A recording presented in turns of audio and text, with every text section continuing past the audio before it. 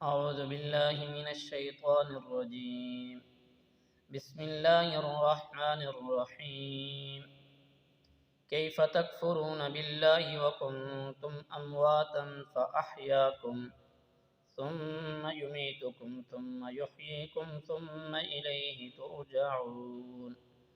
والذي خلق لكم ما في الأرض جميعا ثم استوى إلى السماء فسواهن سبع سماوات وهو بكل شيء عليم. صدق اللہ العظیم. سورۃ البقرہ آیت نمبر 28 اور 29 کا درس قرآن چل رہا ہے. ان آیات کے اندر اللہ تبارک و تعالی انسان پر اپنی مخصوص نعمتوں کا ذکر فرما رہے ہیں، اور ان سے پہلے بھی آیتوں کے اندر اللہ تبارک و تعالی نے اپنے وجود، توحید، رسالت کے دلائل واضح بیان فرمائے کہ جب اللہ تبارک و تعالی نے تم پر اتنا احسان اور کرم کیا ہوا ہے تو تم پھر اللہ تبارک و تعالی کے انکاری کیوں ہو، پھر تم اللہ تبارک و تعالی کو کیوں نہیں مانتے. ان آیات کے اندر بھی اللہ تبارک و تعالی فرما رہے ہیں کیف تکفرون باللہ وکنتم امواتا فاحیاکم، کس طرح تم کافر ہوئے، تم کیوں اللہ کا انکار کرتے ہو حالانکہ تم مردہ تھے، تم کو اللہ نے زندہ کیا. کیف تکفرون باللہ، کیسے انکار کیا اللہ کا، اگرچہ ان لوگوں نے بظاہر اللہ تبارک و تعالیٰ کا انکار نہیں کیا تھا، مگر جناب رسول اللہ صلی اللہ علیہ وآلہ وسلم کے انکار کو اللہ تبارک و تعالیٰ نے اپنا انکار ہی کہہ دیا. یعنی کوئی شخص حضور علیہ السلام کا انکار کرے اور اللہ تبارک و تعالیٰ کے وجود کو ماننے والا بھی ہو، وہ پھر بھی کافر ہے. یا کیسے تم انکار کرتے ہو، کنتم امواتا فاحیاکم، حالانکہ تم مردہ تھے تو تمہیں اللہ نے زندہ کیا ہے. انسان کی ابتدا یہ کیسے ہوئی ہے، آیا اس کو زندگی، اس کا جو جسم ہے وہ کیسے اس کا وجود میں آیا، تو اس کے لیے فرمایا گیا کہ اس کی حقیقت مردہ تھی، پھر اللہ نے تمہیں زندہ کیا. زمین کے مختلف حصوں سے بے جان ذرات کو جمع کر کے اللہ تبارک و تعالیٰ نے ان میں جان ڈالی اور پھر تم کو زندہ کیا. ثم یمیتکم ثم یحییکم، یعنی جس نے پہلی مرتبہ تمہیں بے جان ذرات کے ذریعے پیدا کیا، پھر وہ تمہیں دوبارہ موت دے گا، پھر تم کو زندہ کرے گا.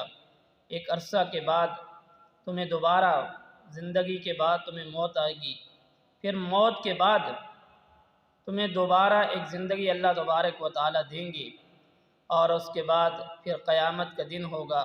ثم الیہ ترجعون، پھر تم اسی کی طرف لوٹ کر چلے جاؤ گے.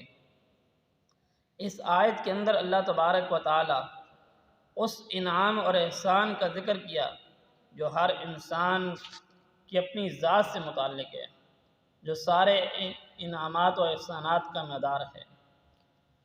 ایک مسئلہ ذہن میں رکھ لیں، جو شخص رسول کریم صلی اللہ علیہ وسلم کی رسالت کا منکر ہو یا قرآن کے کلام الہی ہونے کا منکر ہو، وہ اگرچہ بظاہر خدا تعالی کی عظمت کا انکار کر رہا ہو تو وہ منکرین خدا ہی کی فہرست میں شامل ہے. کوئی شخص قرآن کو نہیں مانتا، رسالت کو نہیں مانتا، آخرت کو نہیں مانتا، اور اللہ کی ذات کا بظاہر انکاری بھی نہیں ہے، تو ایسا شخص وہ خدا کی فہرست میں شامل نہیں ہے، وہ اللہ کے بندوں میں شامل نہیں ہے. اور اس کے بعد فرمایا والذی خلق لکم ما فی الارض جمیعا، وہ ذات جس نے تمہارے لیے زمین کے اندر سب کچھ پیدا کیا. یعنی جو کچھ آپ کو زمین کے اندر نظر آ رہا ہے یہ سب کچھ اللہ تبارک و تعالیٰ نے آپ کے لیے پیدا کیا. جن چیزوں سے تم فائدہ اٹھاتے ہو یا جن چیزوں سے تمہیں فائدہ نظر نہیں آ رہا، وہ سب کی سب اللہ تبارک و تعالیٰ نے آپ کے لیے پیدا کی ہیں کہ آپ لوگ اس سے فائدہ اٹھاؤ. بہت ساری ایسی مضر چیزیں جس سے انسان کو سمجھ نہیں آتی، ان سے بھی وہ بھی چیزیں انسان کے فائدے کے لیے ہو رہی ہوتی ہیں. اس کے بعد فرمایا ثم استوى الى السماء فسواهن، سبع سماوات وهو بكل شيء علیم۔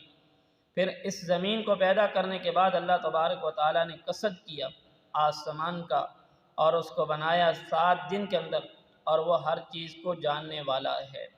اس سے یہ بات سمجھ میں آئی کہ اللہ تبارک و تعالیٰ نے ساری کائنات کے اندر جتنا بھی نظام ہے، جو کچھ بھی ہے، وہ سب کا سب، جتنی چیزیں بھی ہیں، وہ ساری کی ساری انسان کے لیے بنائی ہیں۔ انسان کے لیے ہر چیز کو مسخر کر کے رکھ دیا، مزین کر کے رکھ دیا، اور اللہ تبارک و تعالیٰ نے انسان کو صرف اور صرف اپنی عبادت کے لیے پیدا کیا ہے، اپنی عبادت کے لیے، کہ یہ میری عبادت کرے اور مجھے پہچانے کہ میں اس کا خالق ہوں، میں نے اس کو پیدا کیا ہے، میں اس کا معبود ہوں، میں اس کے سجدے کے لیے لائق ہوں۔ ہے انسان تو پھر کیوں غافل ہو چکا ہے؟ ہر چیز جب اللہ نے تیرے لیے پیدا کی ہے اور تجھے اللہ نے اپنے لیے پیدا کیا، تو اللہ سے کیوں غافل ہو چکا ہے؟ اللہ سے دعا ہے کہ اللہ تبارک و تعالیٰ میں ان باتوں پر عمل کی توفیق عطا فرمائے۔